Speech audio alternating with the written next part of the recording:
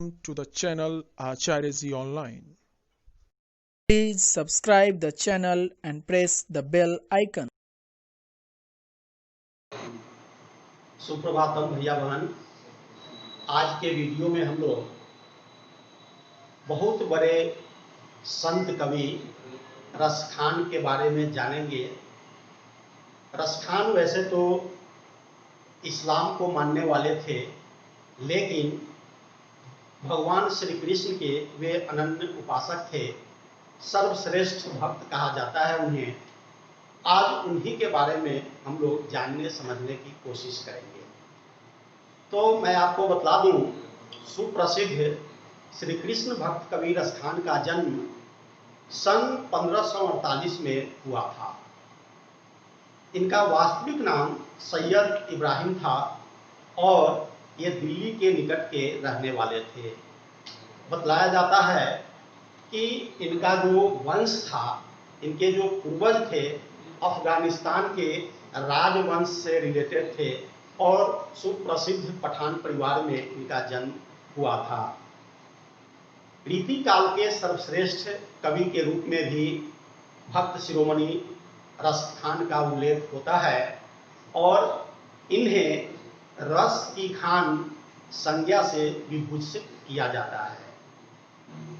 कहा जाता है कि श्री कृष्ण भक्ति से मुग्ध होकर इन्होंने स्वामी विट्ठलनाथ को अपना गुरु बनाया और उनसे दीक्षा लेकर ब्रज भूमि में बस गए।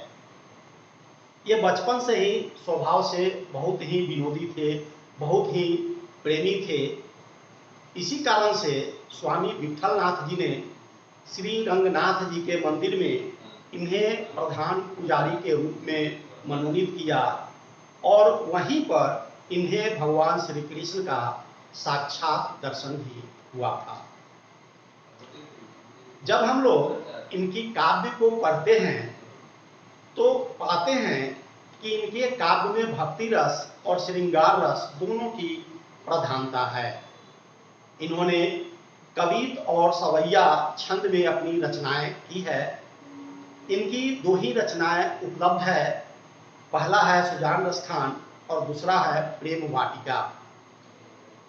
प्रेम वाटिका में प्रेम से संबंधित दोहों की रचना की है इन्होंने, जबकि सुजान रसखान में श्री कृष्ण प्रेम से संबंधित कवित और सवैये छंद की रचना की है। रसखान की काव्य रचना का मुख्य विषय है श्री कृष्ण भक्ति, किंतु श्री कृष्ण से संबंधित प्रत्येक वस्तु उनके लिए बहुत ही प्यारी है।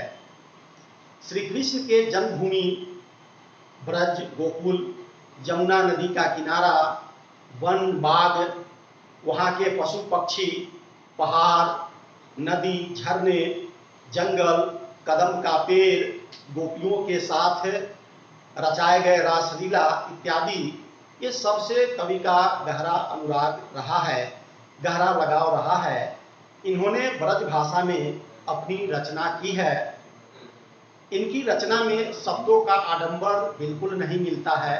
सीधे सरल सहज रूप में इन्होंने कविता लिखी है, जिसको समझने में बहुत ज़्यादा परेशानी नहीं हो सकती है। और इनका निधन 1628 ईस्वी में हुआ था।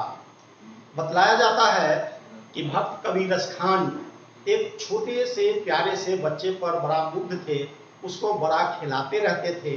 लगता था कि उसको न देखे तो इनको भोजन भी अच्छा नहीं लगता था। किसी ने कहा कि देखो, ईश्वर से ऐसा प्रेम करना चाहिए जिस तरह से रसखान उस शिशु से करता है, और तब से रसखान श्री कृष्ण भक्ति की ओर मुड़ गए। यह भी बतलाया जाता है कि वे एक युवती से प्रेम करते थे। वह परम रूपवती थी, गुणवती थी, साथ साथ मानिनी भी थी, और वे बात बात में इनका तिरस्कार कर देती थी, अनादर कर देती थी, और वहाँ से तिरस्कृत होकर इनका जो अनुराग हुआ श्री कृष्ण के चरणों में समर्पित हो गया। यह भी बतलाया जाता है कि एक बार कहीं ये सफर कर रहे थे, रास्ते में भगवत गीता का पाठ चल रहा था, तो ये वहाँ खड़े होकर सुनने लगे। तो इन्होंने जाना, समझा कि भगवान श्री कृष्ण अनुपम सौंदर्य के मालिक थे और 16,000 से अधिक गोपियां उन पर फिदा रहती थी।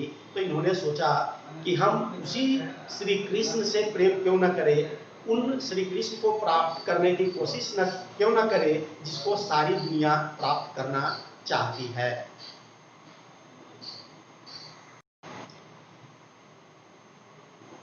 आप लोग जब सुनते होंगे सवैये छंद, दोहा छंद, कवित, चौपाई, तो आपके मन में प्रश्न उठता होगा कि आखिर ये क्या है। तो सबसे पहले मैं बतला दूं, ये सब एक छंद है जिसमें महान कवियों ने अपनी अपनी रचनाएं की है। जैसे दोहा, तो यह बहुत ही लोकप्रिय और मात्रिक छंद होता है। इसकी प्रथम और तीसरी पंक्ति में 13-13 मात्राएं होती है तथा दूसरी और चौथी पंक्ति में 11-11 मात्राएं होती है। चौपाई किसे कहते हैं जान लीजिए। यह भी लोकप्रिय मात्रिक छंद है। यह 4 पंक्तियों का होता है और प्रत्येक पंक्ति में 16-16 मात्राएं होती है।